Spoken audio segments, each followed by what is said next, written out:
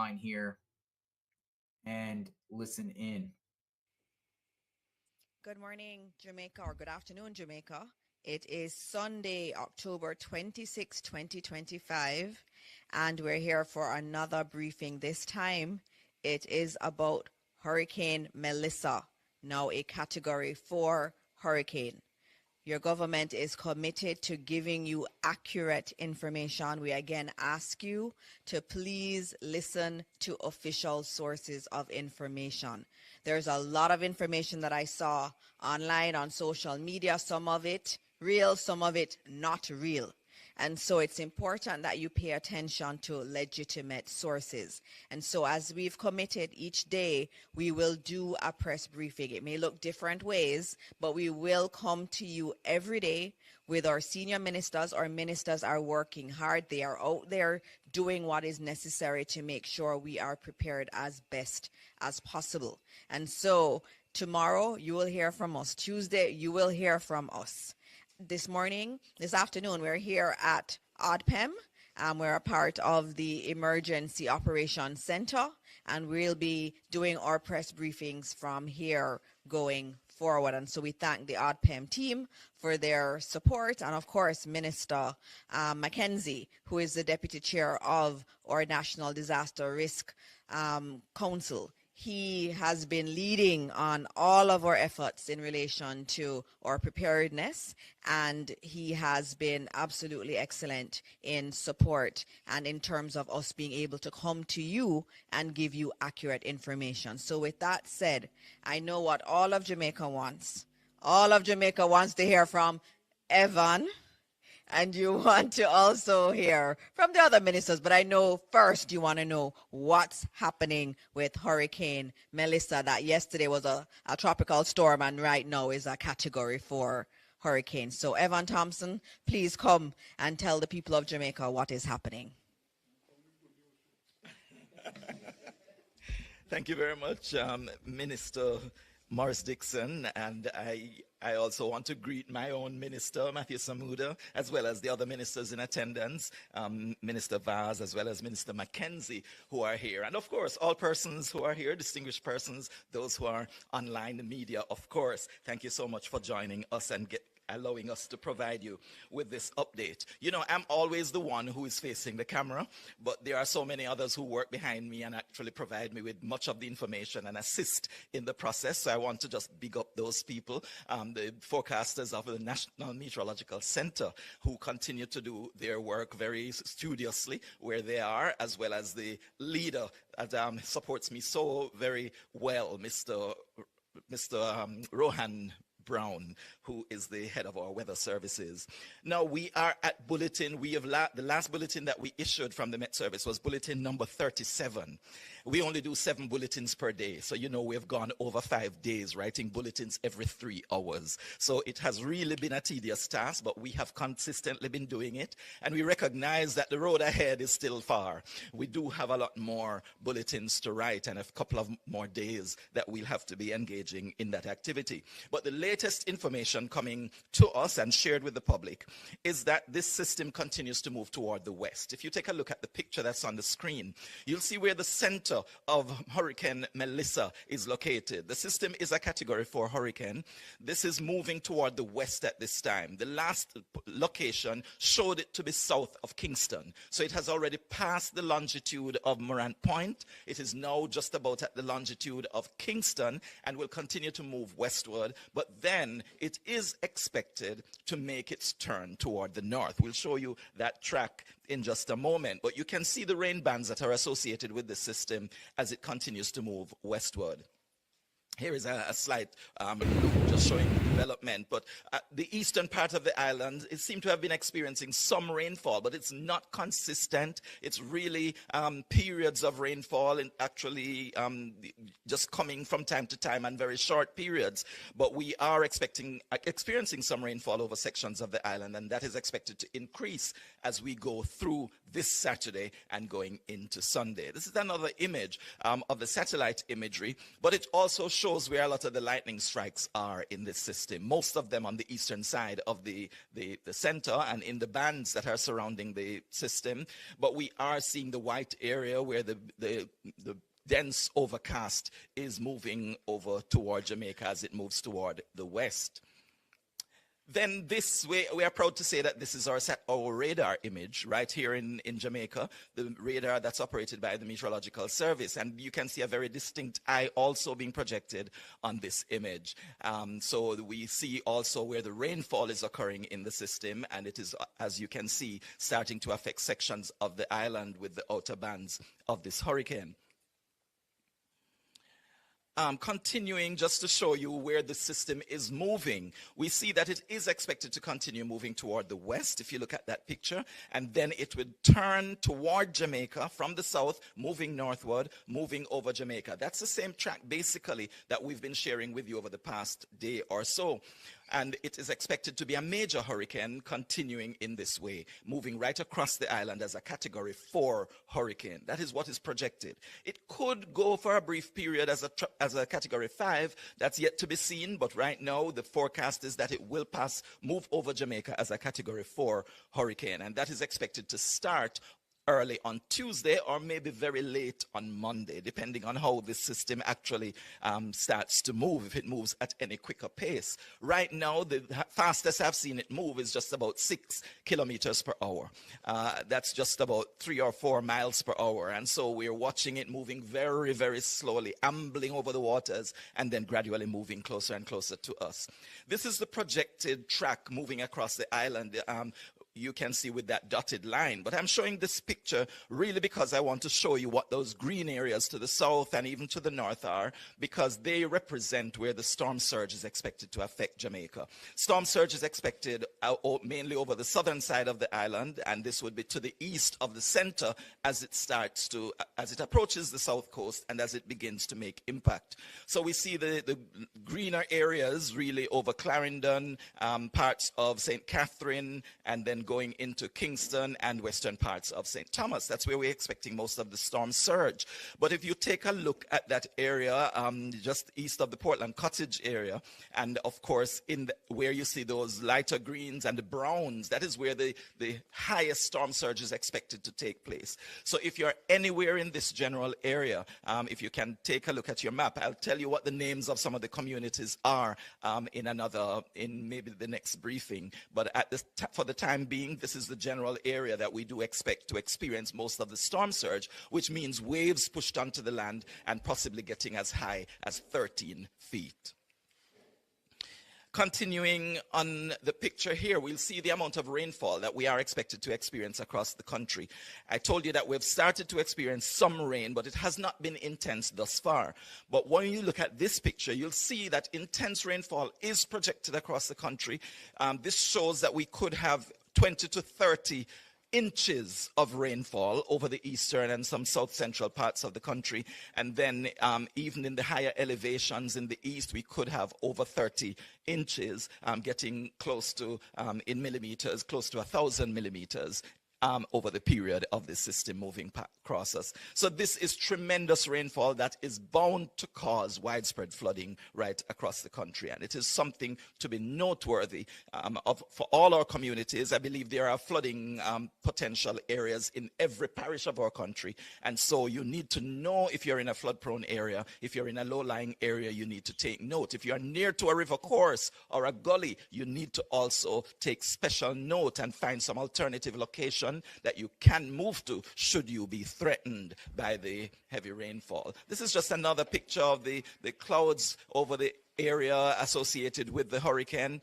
And here we can see another image showing the satellite picture, and we're seeing a lot of the showers and thunderstorms from this system. The track outlook, there are a number of projections, but I won't go into any more detail with these pictures, just to tell you that we need to continue to monitor what is happening, continue to listen to the bulletins that are issued by the Meteorological Service, and of course be prepared for quick action if you need to take that action. All preparations should have been completed, and we really should just be in a safe, a secure place, waiting for the system to move over us and pass over us. So I should point out that there is a slight shift in the track thus far to the west.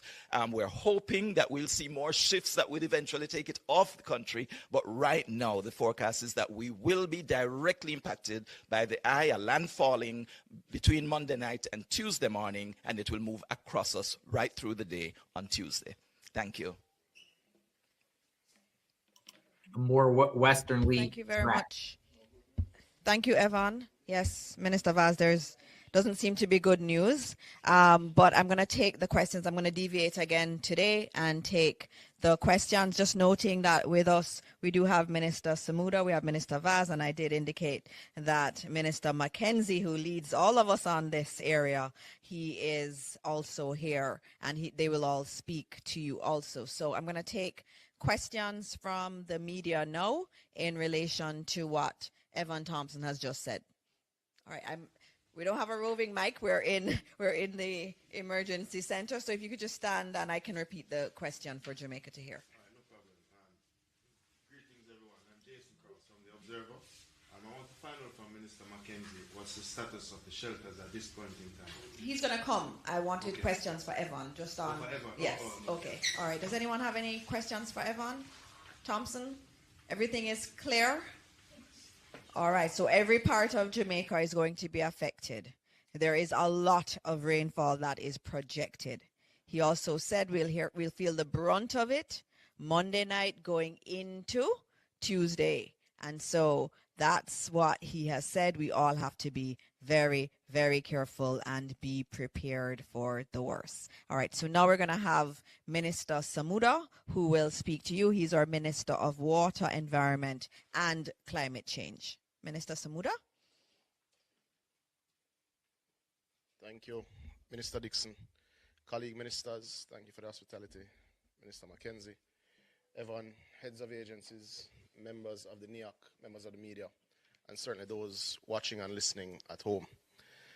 As Evan would have just told you, we are facing a Category 4 hurricane that has potential for strengthening.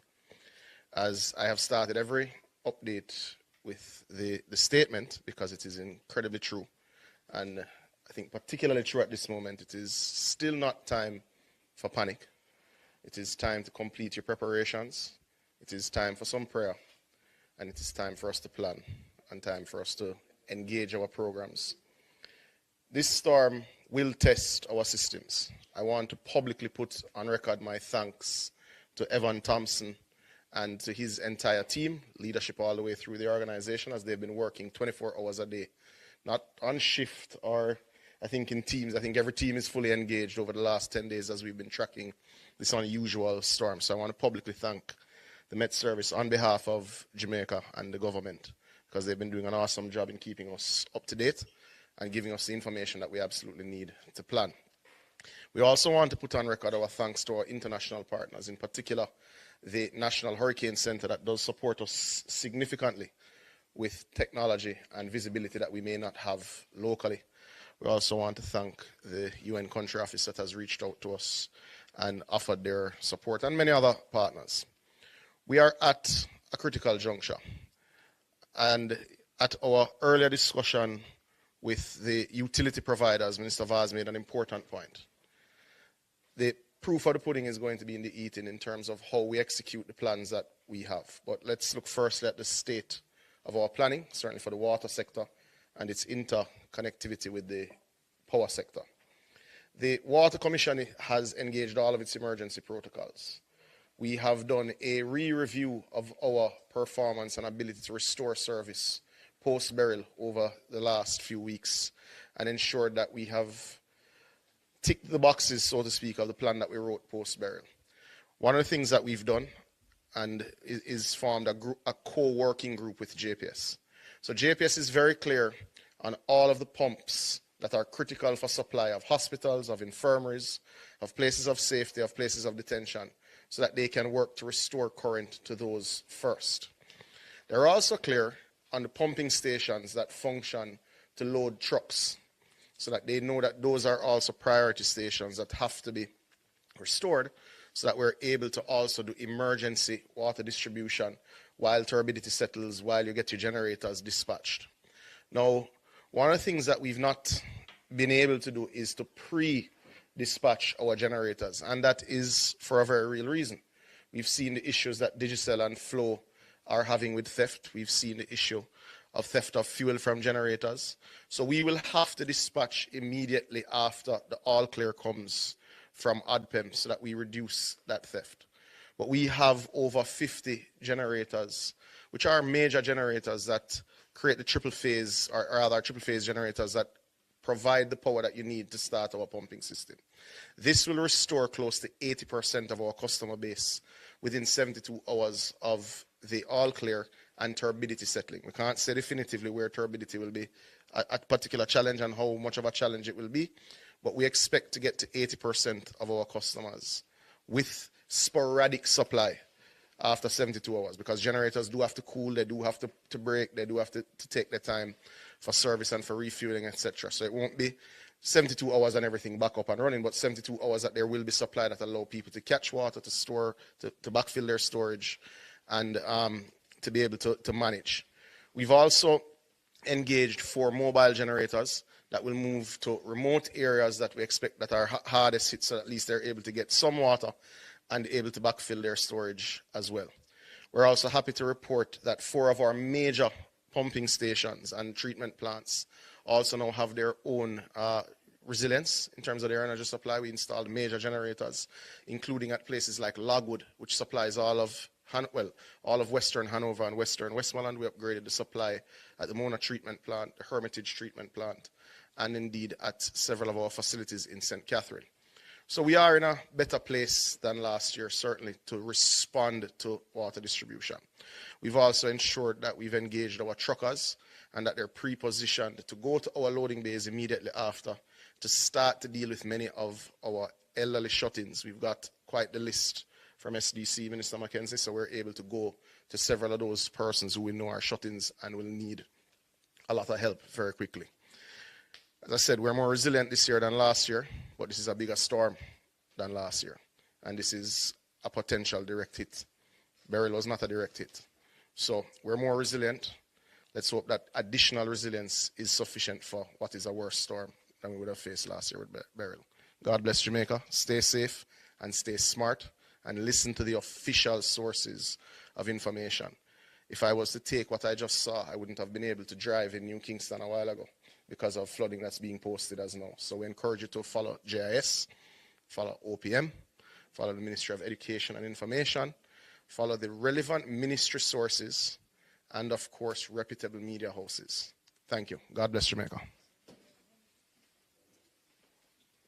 Thank you so much, Minister Samuda. And next up, we have Minister Mackenzie.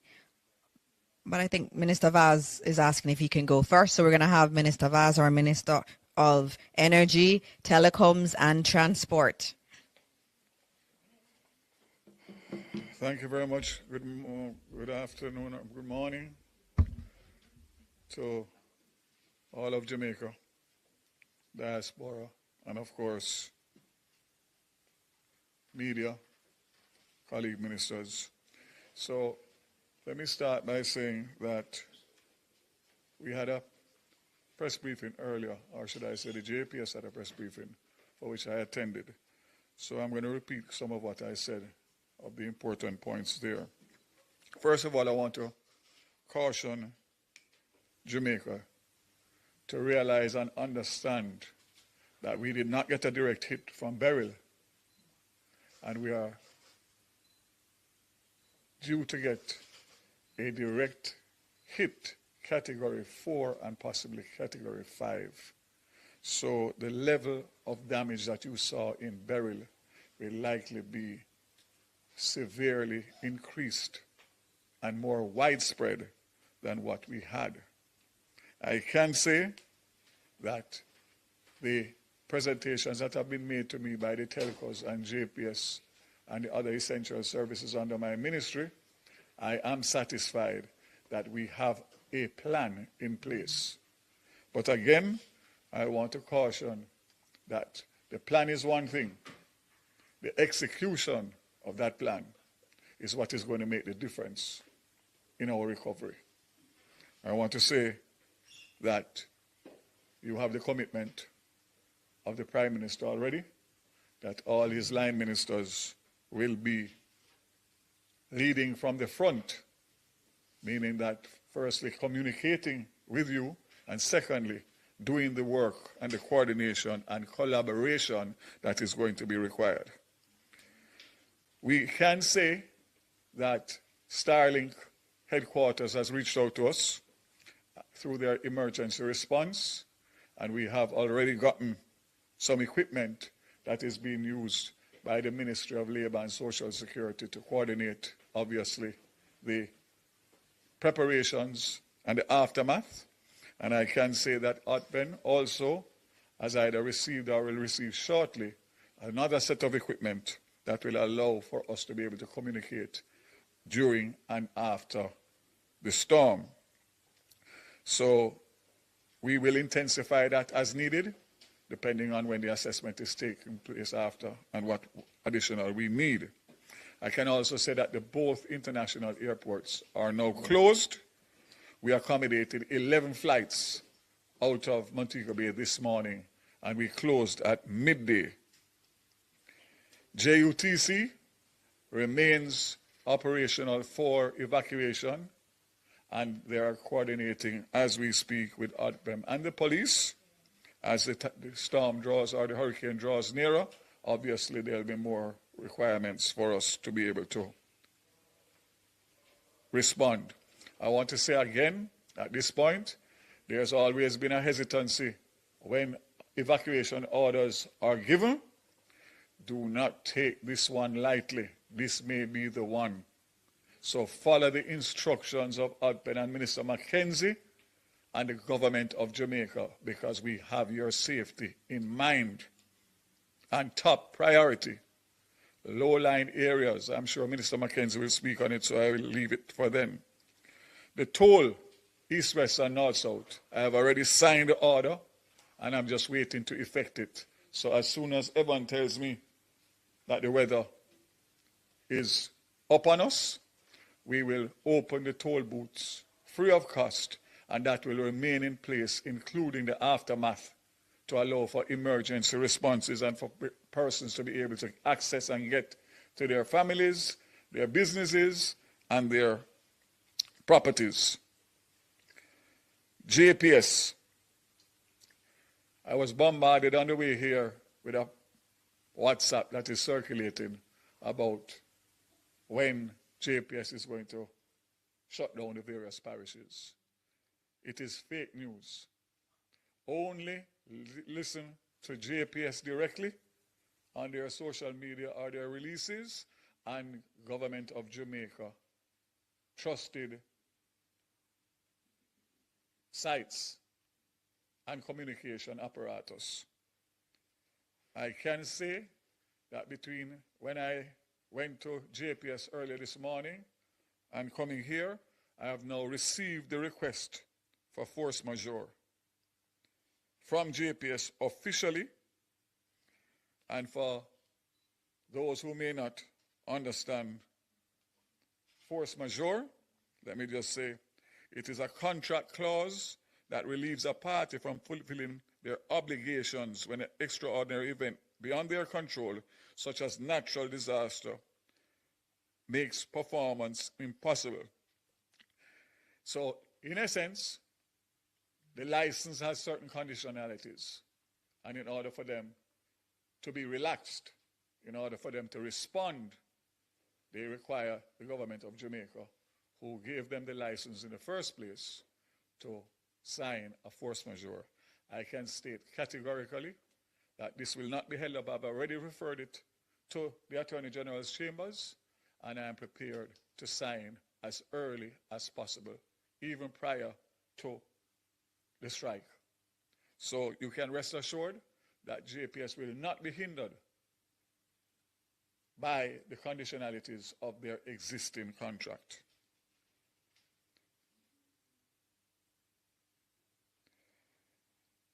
Let me just again caution everybody not to listen to fake news.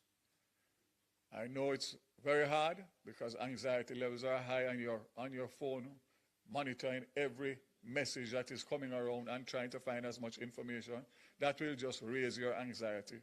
Just stick with the government of Jamaica, who has your best interests at heart and will continue to communicate to you as required and as we have been doing. Congratulations to Minister Dixon and the team and Minister Mackenzie and ADPEM. I know it's not an easy time. You can be assured that we will lead from the front and we will get through this together.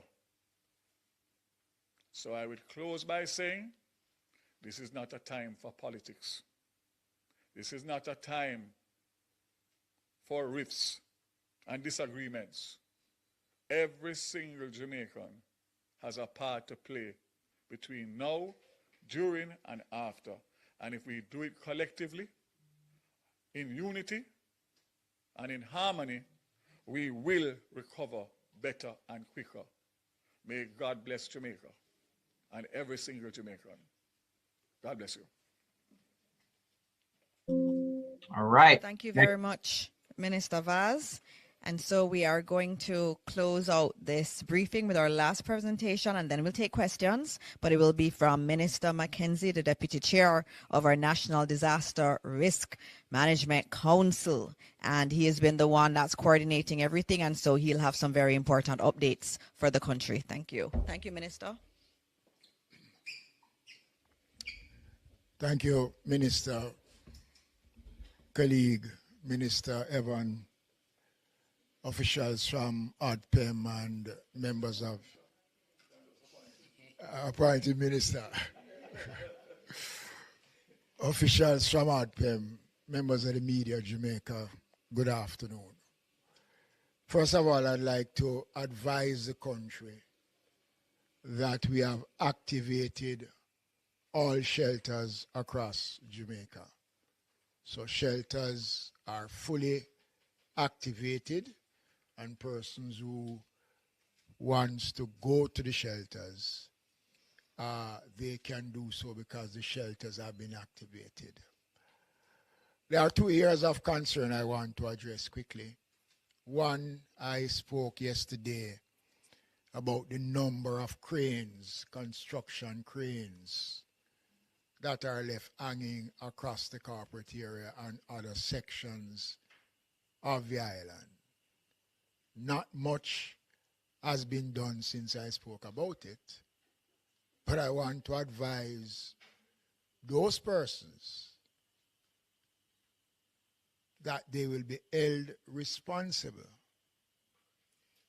for any damage, loss of life, that those cranes and construction material might contribute to.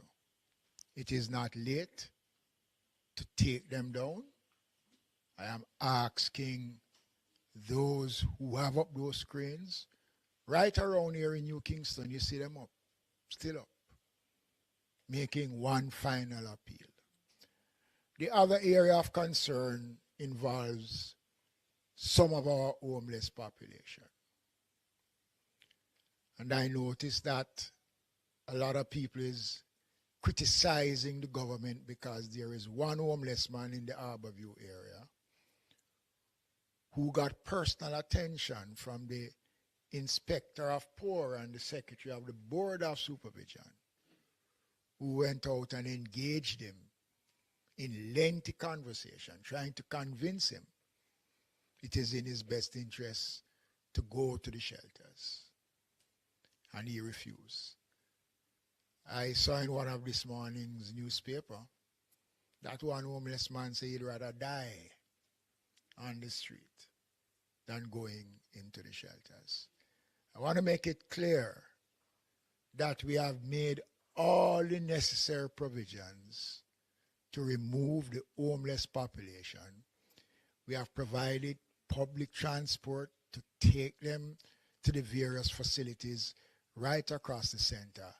And we will continue to do so as long as conditions allow us to do so. The question of the mandatory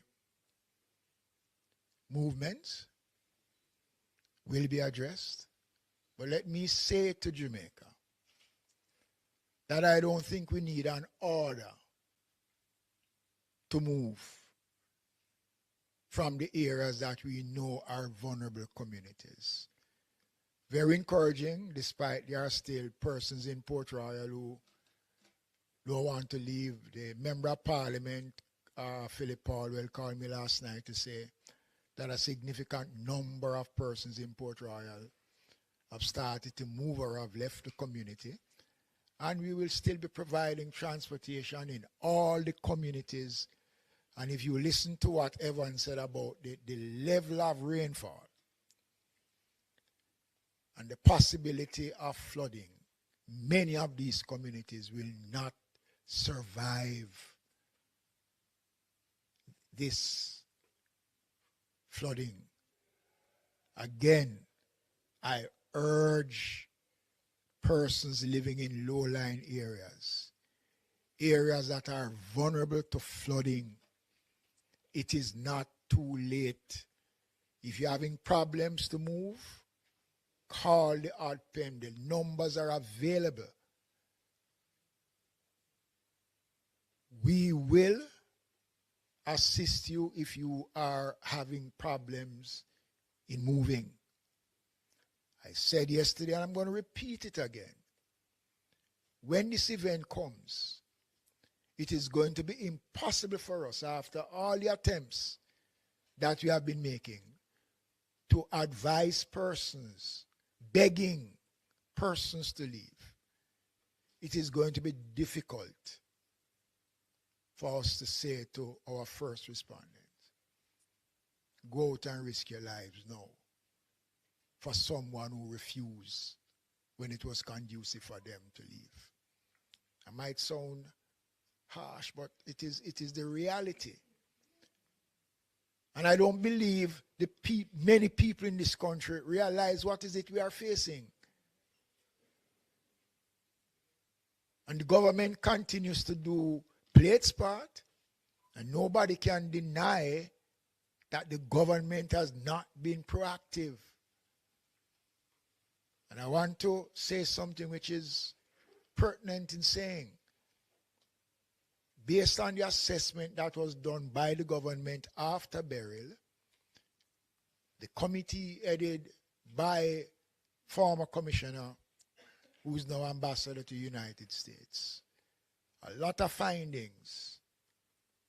We look at the findings and the recommendations, and a lot of what came out of those recommendations are being implemented as I speak.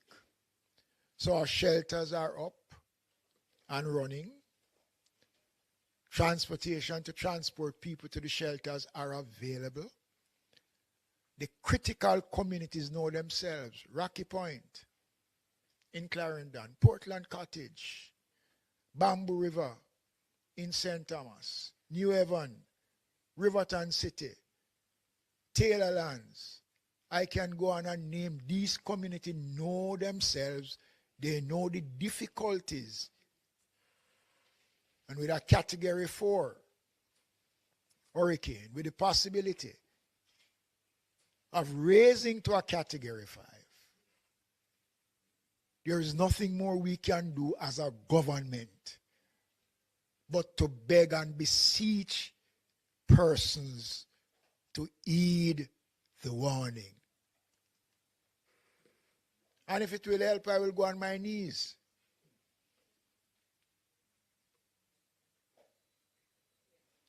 It is the collective response of all of us as Jamaicans that will take us through. This is just the beginning. And if anybody believes that being stubborn helps, well, that is their funeral. This is one bet you cannot win. You cannot bet against Melissa. Don't do it because you can't win. And I'm urging Jamaicans, We'll be back later on if needs be to give further updates. Minister Dixon have indicated that we'll be back tomorrow morning. And if possible, we can come back on Tuesday. We will be coming back. We will continue to speak to the country. But we can only speak as loud as you will allow us to speak. So, the shelters are up. The Ministry of Labor and Social Security have started to make arrangements to provide relief supplies for all our shelters. The shelter numbers are up, and I'm going to ask Ms. Edwards to come and to give some numbers that persons can make contact. It is important, ladies and gentlemen, Jamaicans, I beg of you, I urge you. And as a praying country, let us continue to pray for God's guidance and strength as we commence this journey that only God knows where it will end. Thank you. Very passionate.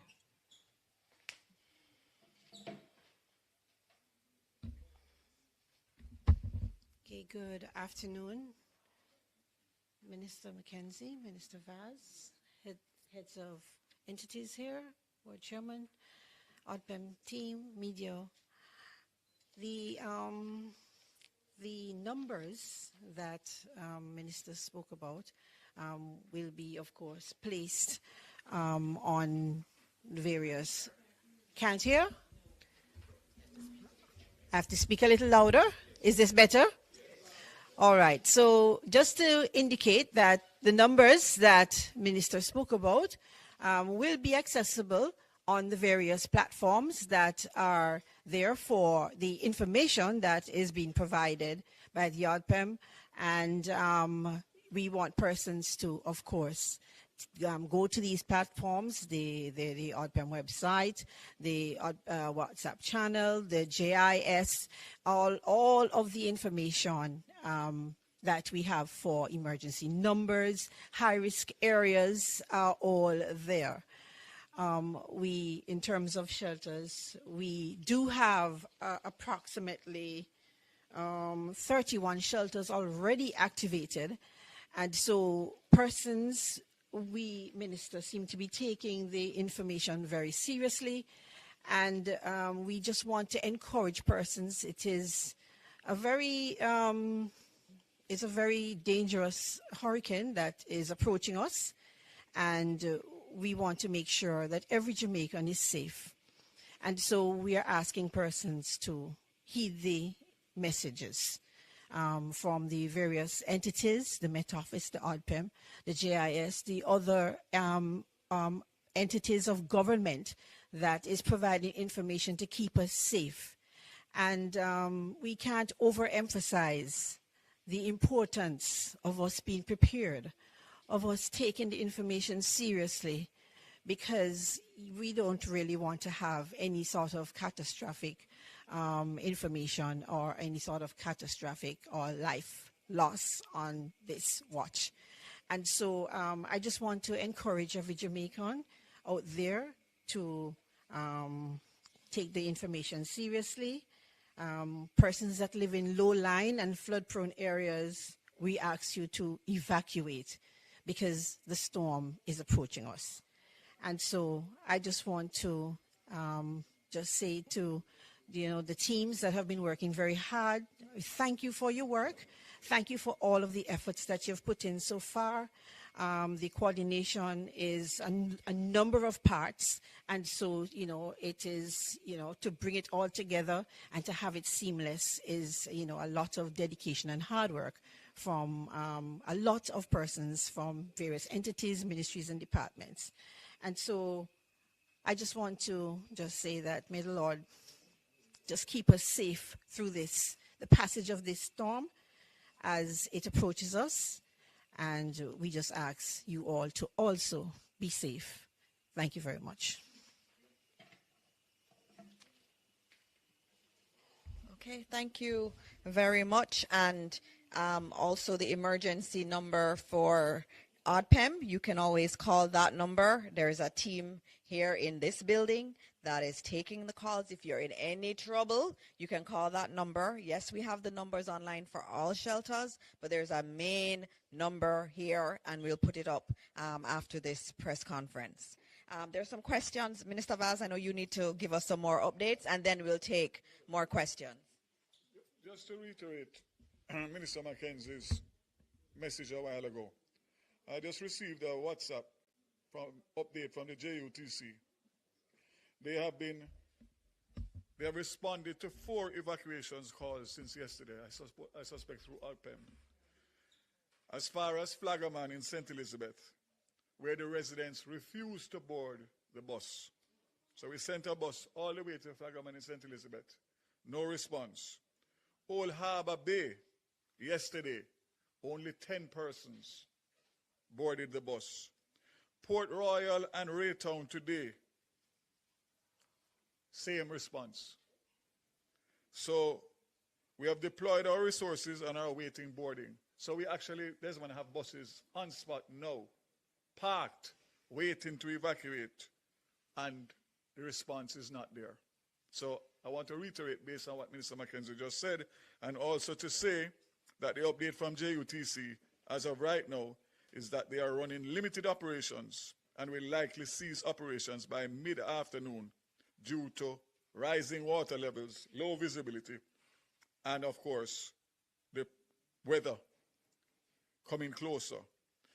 JUTC is also providing special support in transporting medical staff to the KPH, and we are prepared to respond to similar requests from the public health sector. So again, just indicating that we are doing everything physically possible, and to say, as Desmond rightly said a while ago, you cannot win this bet, so don't gamble. Last but not least, 2 numbers that I would like to share with you to report vandalism of the telcos, which is a major problem, including this morning on Red Hills Road. 876-922-4357. So that would be 876-922-HELP. And also, for Digicel, that would be Flow. For Digicel, we have a number here.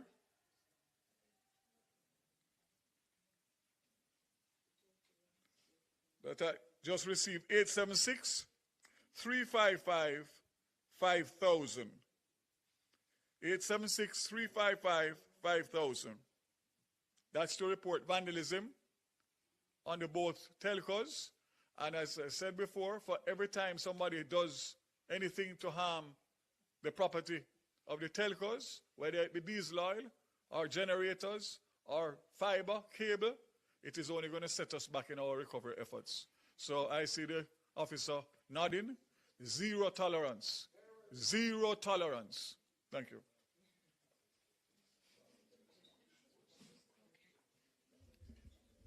All right, thank you again, Minister Vaz. Any other minister wants to say something in addition? No? All right, okay, we're going to be taking the questions from the media, and we also have some questions also online that have been coming through, and so I'm going to be able to ask those questions that are coming from the public. But let me start with the media that's here. Thank you to the members of the media for coming out. I also want to acknowledge that we're live on television. We're also live across most radio stations. And so I want to thank all of our media houses for doing their part in getting the information out to Jamaica. All right, so I'm going to have, offices tomorrow. Just to note, as you would have heard from Evan Thompson's update, government offices will be closed tomorrow. I already have the question about schools. Schools will be closed tomorrow. And so we're also encouraging our private sector partners to also follow suit. All right, so the first question is from Zara Burton. We don't have the regular setup as in OPM, so you'll have to just ask the question. I may have to ask it back. Hi. Oh, she has one here. Okay, good. Okay. Good afternoon, everybody. I am Zara Burton, working today for Reuters. They asked just a while ago why no mandatory evacuation yet. Just wanted to get that clarified. I'm sorry if I missed it. Desmond McKenzie, I think you had said that there was none yet, Minister. So I just want clarification on that. 2, also Minister McKenzie, is it 31? I just heard shelters that are activated, or all? Because I thought you said all, but then I heard 31. So is it?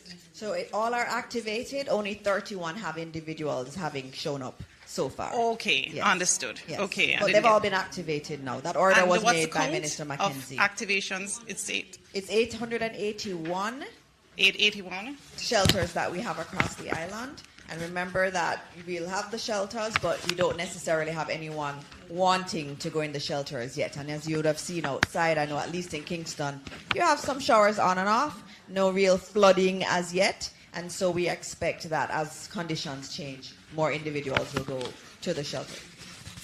218 persons are in the shelters now. That's a number I'm being provided by ODPEM.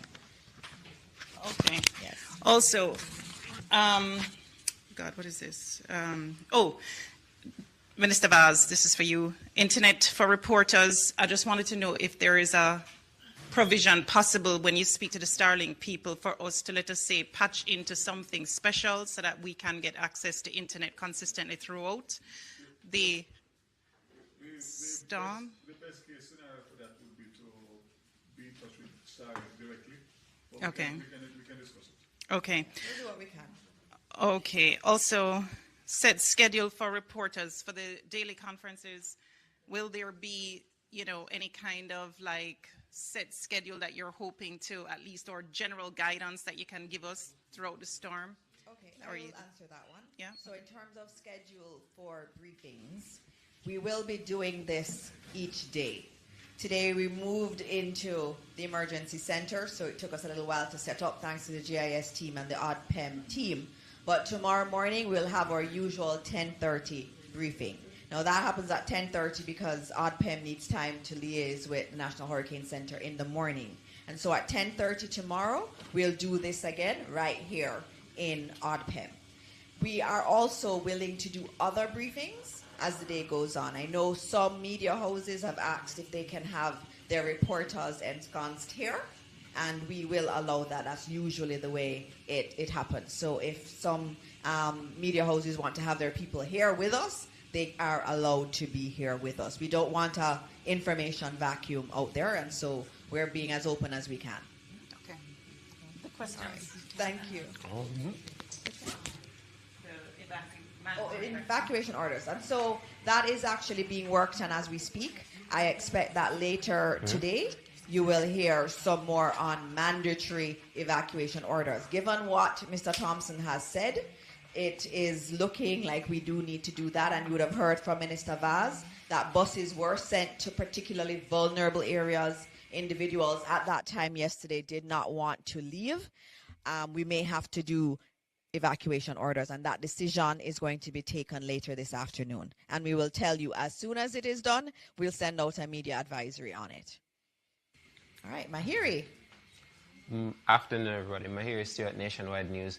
I know Minister Morgan isn't here, but if there's anyone that's been in touch with him, in terms of the Sandy Gully, I know there are residents near Riverton and Seaview Gardens who are concerned about the growth that's in there at the moment, worried about the inches of rainfall, and they want to know if there's any emergency clearance that will be done in that area, and if not, what should they do?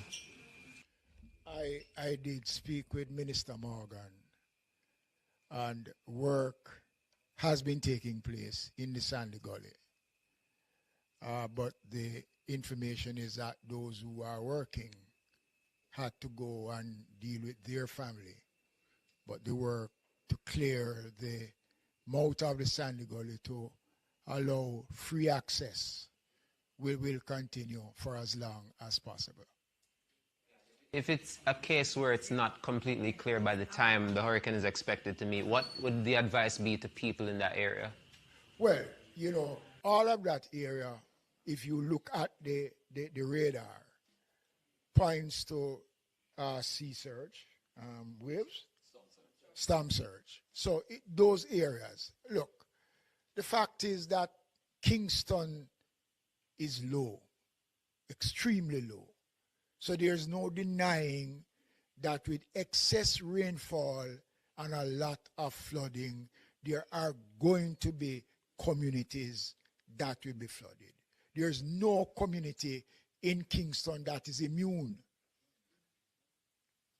from flooding, especially those communities below Spanish Town Road. Below Spanish Town Road. So that is something that everybody needs to bear in mind. All right, Minister, I just wanted to add on the Sandy Gully. Our ministers are always working. So I have online Minister Nesta Morgan, Robert Nesta Morgan, who will give an update. So I'm just gonna put it on speaker. We're gonna be as resilient as we can be. Minister Morgan, you can go ahead. Thank you, Dr. Morris Dixon. I'm actually in the hills of Clarendon preparing for the possible hurricane. I listened to the question from my hearer, and I just wanted to give a quick update as to what we have done at the Sandy Gully. So the initial urgent matter was to protect the bridge that joins Spanish Town Road. That bridge is an important connector between the outside of the city and the city. It connects the ports, it connects the important health facilities such as the KPH, and it's also an important commerce carriageway. The second objective of what we did on Sandy Gully is to ensure that water flows to the sea. So we recognize that it would have been impossible for us to remove all the debris that is beyond the bridge, which is adjacent to Seaview. So we have created a large waterway that carries water to the sea. This does not negate the fact that sections of that area are actually on or below sea level. And as Minister Mackenzie said, if there's a storm surge, if there's significant water, persons are being advised to listen to the advisories from the Ministry of Local Government, the Office of Disaster Preparedness, because while we have done a lot of work and we've protected the bridge and have created a channel for the water to move, persons still have to take their safety in mind and watch what is happening and listen to the bulletins and listen to the instructions of the constituted authorities. All right, thank you very much, Minister, and be safe. Thank you very much, Dr. Morris Dixon. Thank you. All right, told you, our ministers are always ready to answer your questions. All right, there are more questions right here. I think Mahiri is going to ask another question. Yes, just an update on the toll for the highways and at what point rather those will be made free. Shortly. Very shortly. As the weather gets closer. So I estimate this afternoon. Okay. And is there any update you can give in terms of the evacuation of students? I know that there's a bus system for tertiary students around the area in UA and UTech. What was the success rate of that? They reached out to us yesterday, so JUTC has been in touch with them. Minister Vaz, Minister Vaz was saying, I don't know if you're hearing in terms of Jamaica or Jamaicans who are listening, but Minister Vaz is saying that a bus was made available for UE and UTech students, and JUTC has been working with them in terms of evacuation from there. Those are your questions? All right. Do we have any other questions from the media? Okay. Zara, we're just getting you mic'd so that we can hear the question appropriately. Burton, Reuters again for today. I wanted to ask Minister Vaz, phone lines from Flow, I still on my phone can't seemingly make calls. I just wanted to know if you have any update. I know that there was a press conference with some of the telcos, but any update? There was a press conference today. It was dealt with where there was some vandalism that this morning. They assured us that they will have it back up, repaired, and have the service back up by this afternoon. Okay, but what time? So it's specific to Flow. That's where the complaints are coming from, and that was in terms of telephone service. Okay. So we should hope that vandalism was the cause of it. So it would have affected especially people using the phones in the corporate area. Okay, and this question is for, I don't know which minister is the right minister for this particular one, but WPIX reporter in New York, she's a meteorologist friend of mine. She was asking about evacuations. What are the preparations being made for, let us say, people get cut off from being able to, get into the regular roads by landslides or whatever? That will be a collaborative effort between ADPEM, Ministry of Local Government, NWA. So the war room will take care of those things as they occur. So this, where we are sitting here now, will be the epicenter of the operations between now through this hurricane and after. So all the collaboration will take place and the information will go out as is required, depending on the information that comes into us. Okay, thank you. Okay? Thank you very much. Are there any questions from the media that's here? No? Okay, I'm going to take some other questions that I had seen online, and so just let me get to them. There was a question about Portmore and storm surge. I know Minister Mackenzie, you had spoken about generally the South Coast, and you had also spoken about Kingston.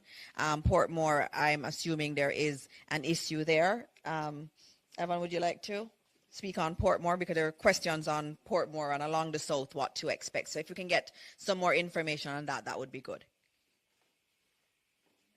Yes, thanks for the question. The most I can say right now is that there is a model that is indicating the level of storm surge that is expected. Portmore is within that area that storm surge would be expected because it would be east of the center of the system when it makes landfall. So any of those areas along the coast, moving from coastal Clarendon through coastal St. Catherine, including the areas of Hellshire, Portmore areas, and coming right through into Kingston and St. Andrew, could experience some amount of storm surge. Of course, differing levels. I know the highest levels were more in areas of Clarendon, parts of like Portland Cottage and some of those other areas that we've heard about having experienced flooding in the past in coastal Clarendon, Mitchelltown, etc.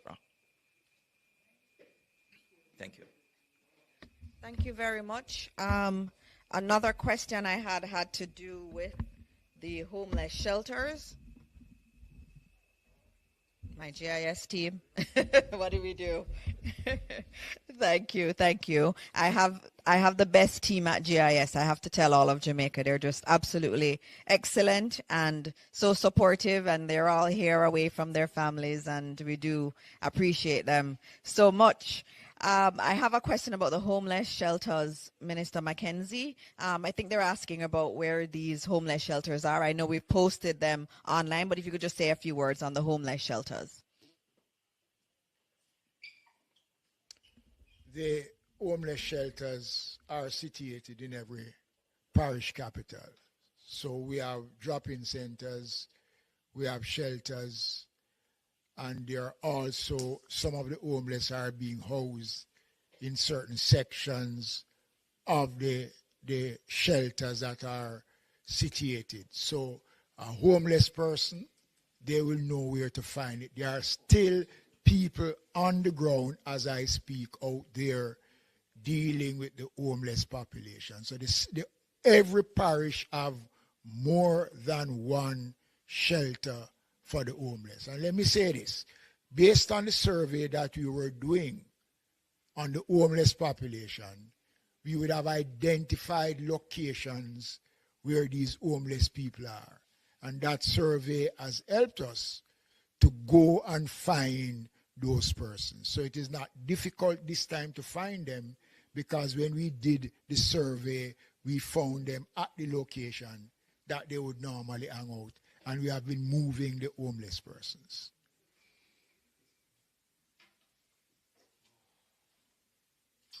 I feel very worried about the homeless population. All right, thank you, Minister.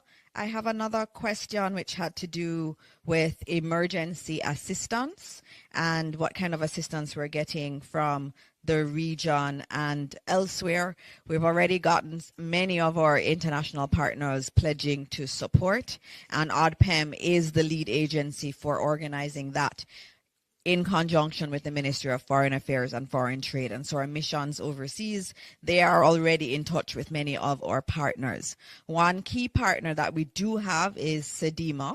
And here with us, we have Mandela Christian, who is representing SEDIMA, and that is our Caribbean Disaster Emergency Management Agency. And so our colleagues across the region, they have this body that comes together and provides disaster assistance. And they're already here helping with the coordination here in Jamaica, and will be lending support and coordinating that support from across the Caribbean. And so, this isn't just, one country or two countries we are getting support from. We are actually getting regional support, and we have to acknowledge SEDIMA and all the support that we get from them in these very difficult times. Those are all the questions that I have. I'm not seeing any other question. As we said, and as we close out, as we heard earlier from Evan Thompson, we are going to be experiencing this hurricane in terms of the intensity of it tomorrow night into Tuesday morning, but we are going to be feeling tropical storm conditions before then. We have to be very safe. There are many low-lying areas. We've heard the rainfall numbers. They're numbers we've never heard before. And so there is a high likelihood of flooding. We ask all our Jamaicans to please heed this warning. If you're asked to evacuate, your life is so, so, so important. And we want you to remain safe. So please listen to the authorities. On another note, it was just so devastating this morning to think that we are out of communication because of vandalism. Vandalism as we are about to face a hurricane, a very strong hurricane. This is not how we treat each other, and this is not the Jamaica that we all know. And so many people can't communicate right now because someone stole copper. That cannot be the way we prepare for a hurricane. I know we are better than that, and we need to do what we can to demonstrate that we are better than that. And so as you hear the warnings, please listen to them, and also remember that we're all in this together. Everybody is important, and we have to take care of everyone. If you know anyone who's elderly, anyone who has a disability needs support, please reach out to them so that they can be supported. And as always, look for the ODPEM numbers. ODPEM leads on disaster response. And so use those numbers so that you can get to an emergency personnel, a member of the emergency crew if you need it. But remember, after the storm starts, there's very little they can do. So if you can evacuate, we ask you to evacuate now. And so thank you, Minister Mackenzie, for all of your leadership. Thank you, Minister Vaz, and thanks to Minister Samuda, who had to leave. And of course, thanks to Evan Thompson, who we all rely on, and the entire Met Office team. And as always, as we close out this press briefing, we ask that you continue to pray for this country. Prayers work. They have worked time and time again, and let us continue to pray, and let us continue to pray that God will bless Jamaica land we love. Thank you. All right. Press conference. They just had that a little bit ago. I'm going to move myself over here to the right. Well, no, it's good right here. So, folks, 140-mile-an-hour winds now. The National Hurricane Center is going to give an update at 5 p.m., I believe. 5 p.m. But as of right now, as you heard, there's a lot to dissect here. One, they are offering people shelters, and it appears people are not taking the shelters. Why? Makes me wonder, is there some sort of distrust with the government, or people just stubborn and just don't want to leave? They said they're claiming that they're taking buses to the community and evacuating citizens in areas, and nobody wants to even get on the buses. To where do you go? I don't know where you go at that point, but could that have something to do with vandals? Could that be something to do with opportunists? That's kind of why a lot of times in communities in the United States where people don't evacuate is because they are fear of looters. they are in fear of people coming around taking their stuff. Now, at the end of the situation, at the end of this press conference, they were like, people out there stealing copper. While this is going on, man. In the United States, you'd be prosecuted the full extent of the law, taking advantage of people in a emergency situation, robbing people, burglarizing. Remember, they were doing that in the Pacific Palisades, the fires, the people going around there breaking in people's homes that evacuated and looting out their homes and stuff. Price gougers, gas stations and convenience stores raising their prices, doubling and tripling their gas prices. It's horrible. It's horrible that our humans would do this to other humans when it's, an emergency situation. But that's when the schemers, the scammers, the gypsies, and the people are out there. And that might be one of the reasons why they're not evacuating.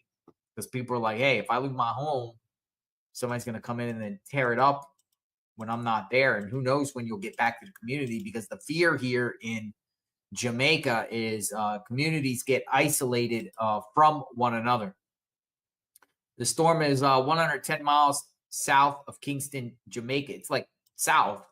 Remember, yesterday was like 140 miles, 130 miles to the southeast of Kingston. And look at it in 24 hours later, last time we were on, and it's literally still down there. Like, it hasn't even moved much. But yesterday it was moving at 1 mile an hour. Now it's kind of going to 3 to 5 miles an hour. So it is moving a little bit. One thing I do want to stress and say that people are saying that there might be the eye wall replacement cycle might be going on right now.